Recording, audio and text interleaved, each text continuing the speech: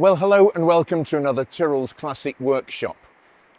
We are doing this, as with virtually every other video, on the fly, as you might say.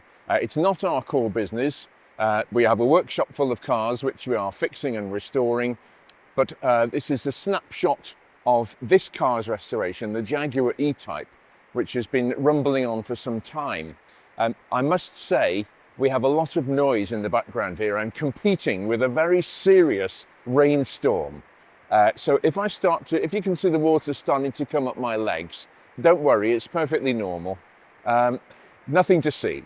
So yeah, we return to the E-Type. Now, this is very interesting. This is a Series 2 E-Type. So it still has the 6-cylinder engine. It's basically the same car as the original 1961 E-Type. A lot of changes, but intrinsically the same vehicle. And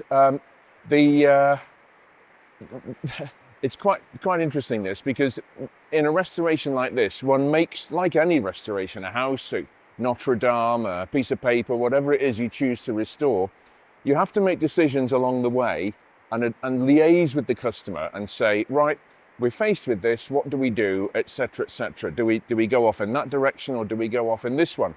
And a perfect case in point has been the Bodywork. I've done various videos with Ryan at Cheshire Prestige Paintworks, who does such lovely work on these and other cars, F40, Countach, that we've sent to him, etc., Mura SV, and this.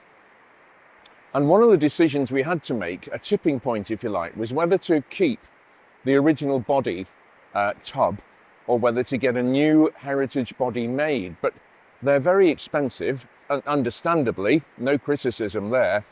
But it got to the stage and we thought, do we keep on cutting and welding this one, or do we start afresh?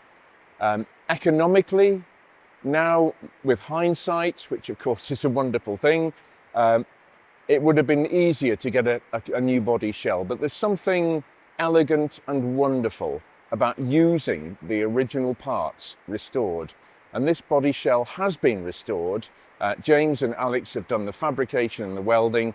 I don't know how many body panels we used on it, teens and teens of them, but we end up with the original body restored to perfection, there's something lovely about that.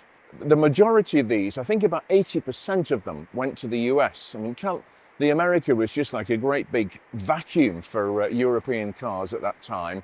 Still is, but not to the percentages that we had then, but round about 80%, with the net result that a lot of them, of the 20% that were actually home market or domestic cars, actually rotted away.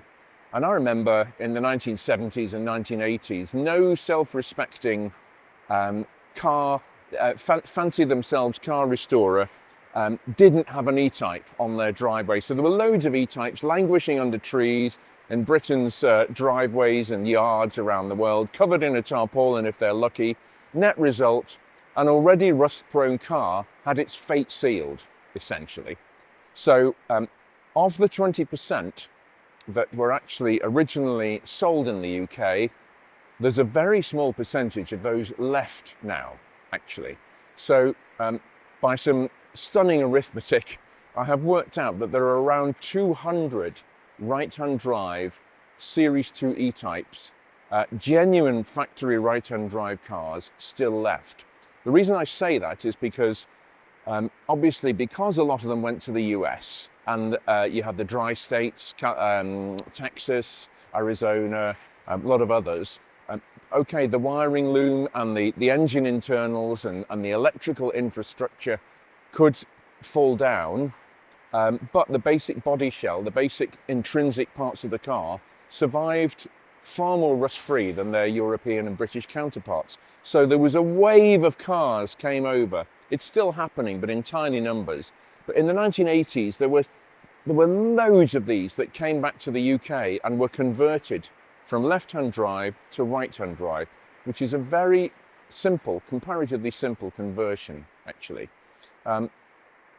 So it makes the original remaining factory home market right-hand drive cars quite rare, to say the least. that's why we've gone to quite a lot of trouble with this car. We've sort of pushed the boat out. And I've said many times before, these cars were so out there, so technically clever at the time, that because they were certainly in the UK, and I think in the US for different reasons, they were sort of, oh, just another old E-Type. They were sort of very low on the pecking order of classic car importance and hierarchy, really.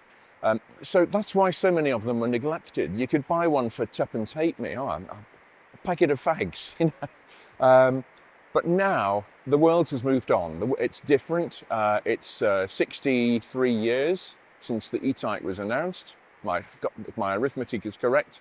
And the cars that are left are actually now quite precious, really. They're survivors. They've come through the other end of the tube of abuse and neglect and disdain.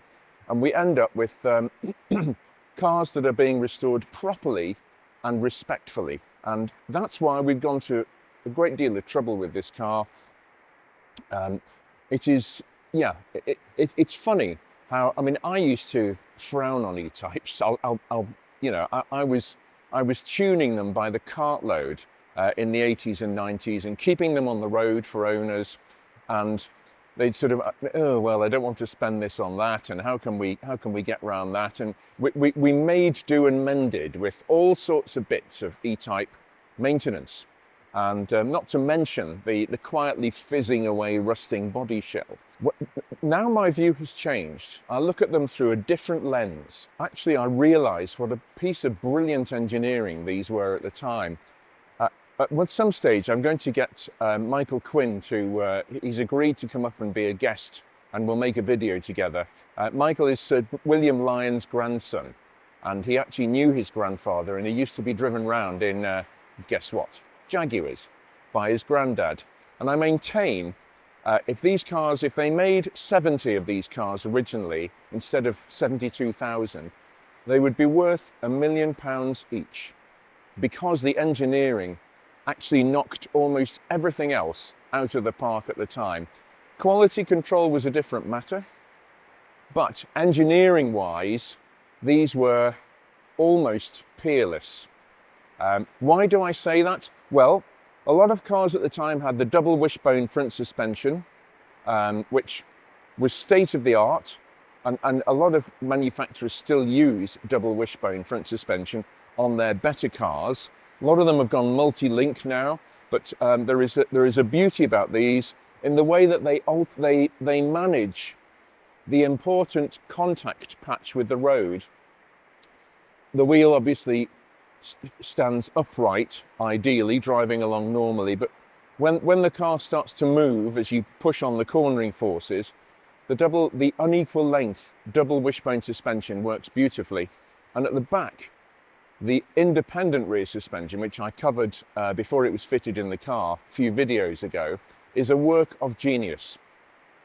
It is fully independent. It's not a Dion type rear axle where you had a tube and the wheels could only stay in that position. They couldn't move independently to get the right resistance to the road surface. They were glued in the vertical position. This is a proper independent rear suspension, and at the time it was the best in the world, and was for many, many years. Mercedes-Benz and Rolls-Royce soldiered on with semi-trailing arm rear suspensions, which were okay, but they didn't have the finesse of the geometry alteration that these did. And that was why the ride handling on Mercedes-Benz and Rolls-Royce was never quite as good as it was on Jaguar. Jaguar had a world-beating ride handling compromise for decades. In fact, the independent rear suspension first came out with the E-Type in 1961, and it was such an amazing piece of kit. It survived right the way through until about 2006. It had some modifications. They moved the brakes from the inside to the outside for better cooling. But this particular unit survived for over 30 years, essentially the same, before it went into the Aston Martin DB7, slightly modified. You know, it was just a work of genius. How many other cars used the same suspension system for over 30 years, largely unchanged. Well, anyway, we press on. So I'm going to look at some aspects of the independent rear suspension first of all. Now that it's installed in the car, we couldn't actually offer it up to the rear of the car until we'd got some new fuel pipes and fitted those, because they actually go over the top of the unit. So they've all been done. The unit is fitted, and I'm just going to share some of the aspects of where we're up to with the restoration. Craig has essentially finished the interior in the meantime. We've aligned everything up. We've had bits re-chromed. We've ordered some new parts. Craig has retrimmed the interior beautifully in the customer's chosen colour scheme of Old English white with dark blue interior, factory colours from new. So yeah, we'll just, he's placed a couple of bits inside to sort of give an impression of what it'll be like when it's finished. But we'll have a look at the independent rear suspension first of all, and just have a wee chat about that now that it's installed.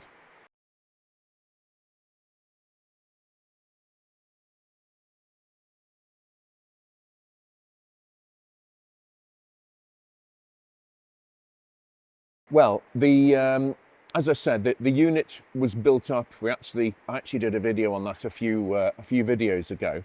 But the whole unit, the cradle as it's called, the assembly, gets offered up into the rear of the car, into the wheel arches, and then you have 8 bolts essentially that hold the whole thing to the car.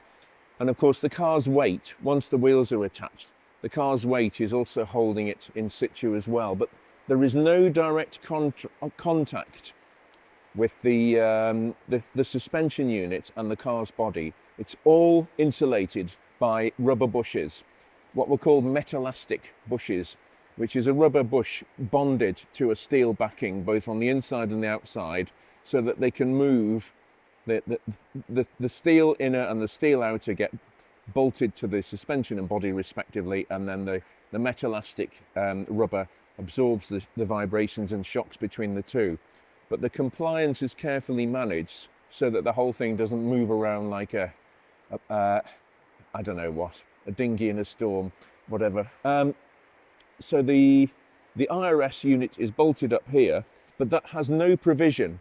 It can swing like that because it has no provision for torque reaction in the wheels. If you accelerate, this will try to move that way. If you brake, it will try to move that way. So it has these radius arms here, which go, again, you've got a big round metallastic bush under there, which bolts the radius arm up into a strengthened area of the car's structure to absorb the bump steer of the axle trying to move backwards and forwards. And a bit of interesting engineering here, because the bolts, the radius arm bolts, bolt vertically into the car, like engine mounting bolts on Lamborghini Miuras. Like occasionally manufacturers have to have a vertically mounted bolt, which is not ideal from an engineering point of view, because once it starts to loosen with the bumps of the road, it can actually unwind itself gradually and fall out. There's nothing to stop it. So what Jaguar did was use locking wire with a hole drilled through the bolt head, wire, and then attached it to a solid part, the car's body or the arm or something, to stop the bolt, if it did come loose, to stop it unwinding. That's a fairly, in the days before we had thread locking products like we have now, Loctite that you can sort of put on bolts to actually glue the bolt in position, if you like. In the days before we had this, like we do have in the 21st century, that was the engineering solution for a vertical bolt holding something onto a structure. But it's such a delightful piece of engineering, this. It really is. And this, the body was styled by Malcolm Sayer, brilliant aerodynamicist. But this is one of the ways that the E-Type actually had the credentials to back up its looks. It wasn't just all face and no substance. This car actually had the, this is one of the things that made it so special. It had the credentials to be a serious driver's car as well. And that's why they got it right first time. This suspension lasted decades because it worked so well. Again, it controls beautifully. You can actually, because of the geometry and the length of the different parts, you can control the contact patch of the tyre onto the road, even when the car is moving around and potentially losing grip.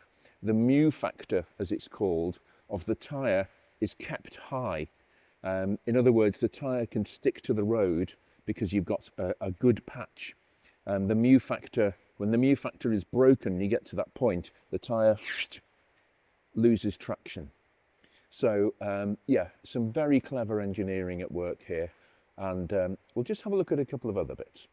And one of the other things to think about is the torsion bar front suspension.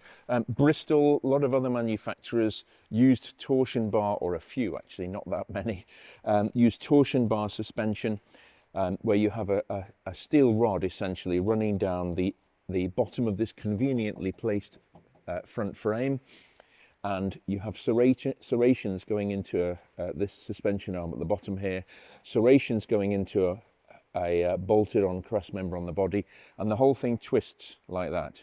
That is your springing. So you can alter the springing rate by the diameter of the torsion bar, the strength of the material, the different chemical makeup of the iron that actually you add different things to give it its spring steel capabilities or not. But it's also light. It's dead light. It really is. And it doesn't, you know, there's plenty of space around here.